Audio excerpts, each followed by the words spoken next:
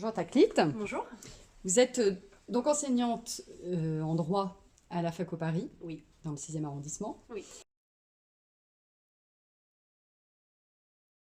Alors, je m'appelle donc Taklit Boudjati.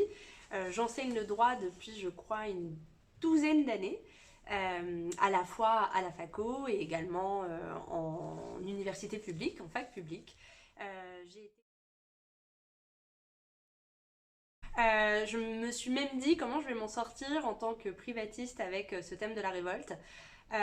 Notamment parce que ce que j'entendais comme étant la révolte, dans un sens plus philosophique ou littéraire ou politique, c'est cette idée de soulèvement face à une injustice, mais collective, une révolution, et donc pas quelque chose de personnel. Donc ça ne concernait pas forcément, de mon point de vue, peut-être que je me trompe, mais de mon point de vue, le droit privé, mais plus à la rigueur les publicistes du droit public, et j'avais du mal à visualiser ce sujet.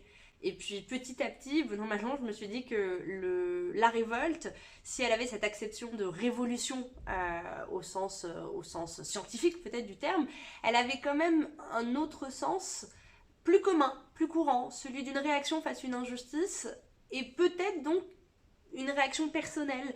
Je me révolte personnellement, et que c'était peut-être ce sens-là que je devais analyser, et donc j'ai assez logiquement pensé au co-contractant qui est dans un contrat qu'il ne considère plus comme étant juste, qu'il considère comme l'enfermant et le laissant dans une situation inégale, déséquilibrée, et qui ressent cette injustice et qui naturellement a envie de se révolter et de s'opposer à cet état. À partir du moment où deux parties sont liées par un contrat, comment expliquer qu'il puisse y avoir une révolte?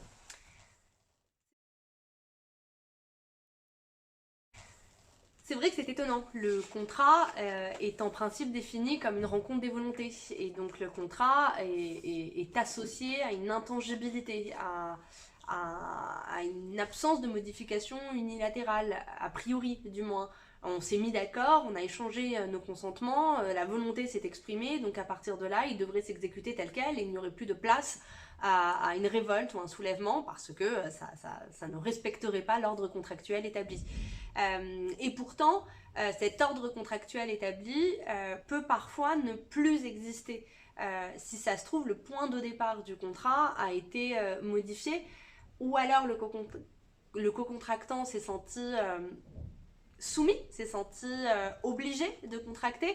Et c'est toutes ces situations-là et ces angles-là qui m'ont intéressée. Qu'est-ce qui se passe lorsque le co-contractant avait accepté, s'était engagé, certes librement et pleinement consciemment, mais que par la suite, il a l'impression qu'en face, il n'y a plus le respect de ces termes-là, il ne serait pas destiné à rester enfermé. Ou de même, lorsqu'il y a un changement de circonstances imprévisible, doit-il pour autant rester enfermé dans ce contrat qui n'a plus le premier sens et qui n'a plus la valeur qu'il voulait lui accorder? Et c'est ça ce qui m'a intéressé, ce sont ces niches dans le contrat qui font que le contrat n'est plus ce qu'il était, n'a plus cet équilibre initial, celui pour lequel on s'est engagé. Doit-on pour autant rester enfermé? Et la question a même été plus lointaine.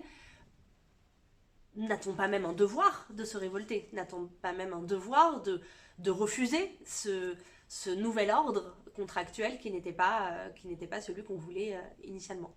Est-ce qu'on peut estimer que l'ordre ou les lois peuvent parfois être contournées pour rétablir un nouvel ordre, un nouvel équilibre?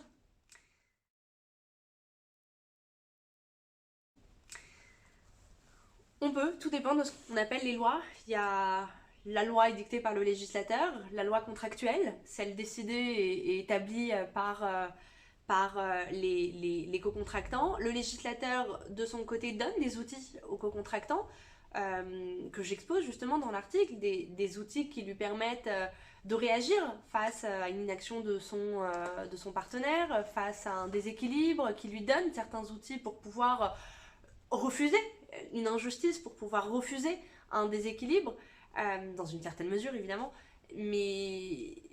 Et la loi contractuelle pourrait aussi, donc oui, la loi qui établit un ordre permet aussi de rétablir cet ordre ou de ne pas subir un état, oui.